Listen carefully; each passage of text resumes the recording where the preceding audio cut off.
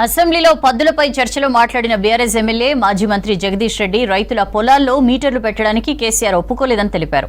విద్యుత్ మీటర్లపై సీఎం రేవంత్ రెడ్డి ప్రజల్ని పక్కదారి పట్టిస్తున్నారని ఆరోపించిన జగదీష్ రెడ్డి కేంద్రం ఇచ్చే 30,000 కోట్లను బీఆర్ఎస్ హయాంలో వదులుకున్నట్లు చెప్పారు. ఆర్థిక పత్రం పైన మా సభ్యులు హరీష్ రావు గారు మాట్లాడుతున్న సందర్భంలో అవసరమైతే 30 కోట్ల రూపాయల నష్టానికైనా సిద్ధపడ్డం తప్ప 30,000 కోట్లు రైతాంగానికి మీటర్లు పెట్టడానికి మా ముఖ్యమంత్రి గారు అన్నట్టు కేసీఆర్ గారు ఒప్పుకోలేదు అని చెప్పి వారు చెప్తా ఉన్నారు వాళ్ళ ఫ్లోలో.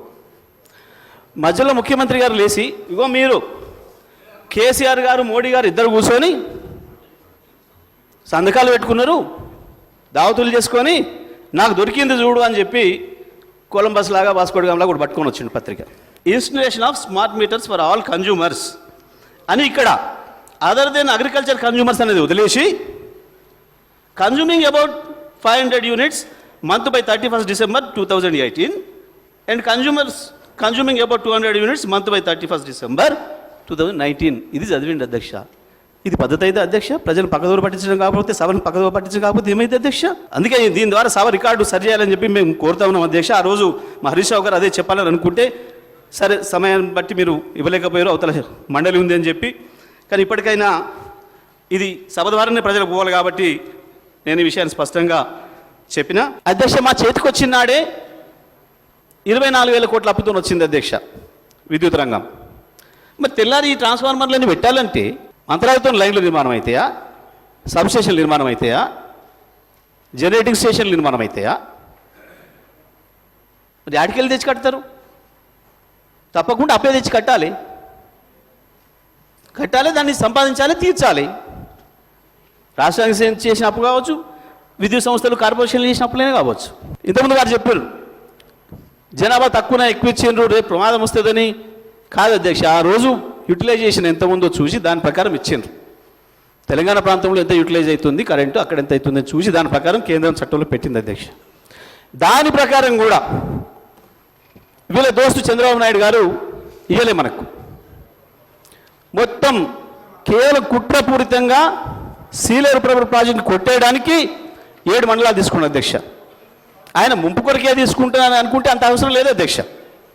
కేవలం సీలేరు కొట్టేయడం కూడా తీసుకున్నాడు ఆనాడు మేము అది కూడా చెప్పినాం.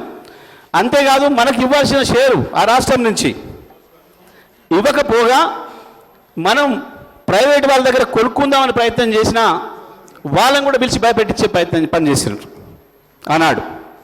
అటువంటి పరిస్థితులలో డిమాండ్ పెరుగుతుంది బాగా, ఎంత వీలైతే అంత తొందరగా మనం దాన్ని చేరుకోవాలి డిమాండ్ తగ్గట్టుగా అని చెప్పి ఆ రోజు BHEL అధ్యక్ష ఇప్పటి కూడా మేము చెప్తున్నాం, BHEL ప్రభుత్వ రంగ సంస్థ, కేంద్ర ప్రభుత్వ రంగ సంస్థ, మన రాష్ట్ర ప్రభుత్వ రంగ సంస్థలు ట్రాన్స్కో జెన్కో. ఒక ప్రభుత్వ రంగ సంస్థకి ఇంకో ప్రభుత్వ రంగ సంస్థకు మధ్యన ఒప్పందాలు జరిగితే అందులో ఏందో మతలం ఉంది అని చెప్పేది అమాయకత్వమా, తెలివి తక్కువతనమా, లేదా మోసం చేయడానిక, ప్రజలు మోసగించడానిక? ఏముంటుంది దీంట్లో? ప్రభుత్వానికి ఏ రకంగా ఇంట్లో పొరపాటు చేయడానికి అవకాశం ఉంటుంది? BHEL నుంచి డబ్బులు తీసి లంచాలు ఇస్తారా అధ్యక్ష చైర్మన్ గారు ఎవరికైనా? అవుతుందా? ప్రభుత్వ రంగ సంస్థల నుంచి సాధ్యమవుతుందా?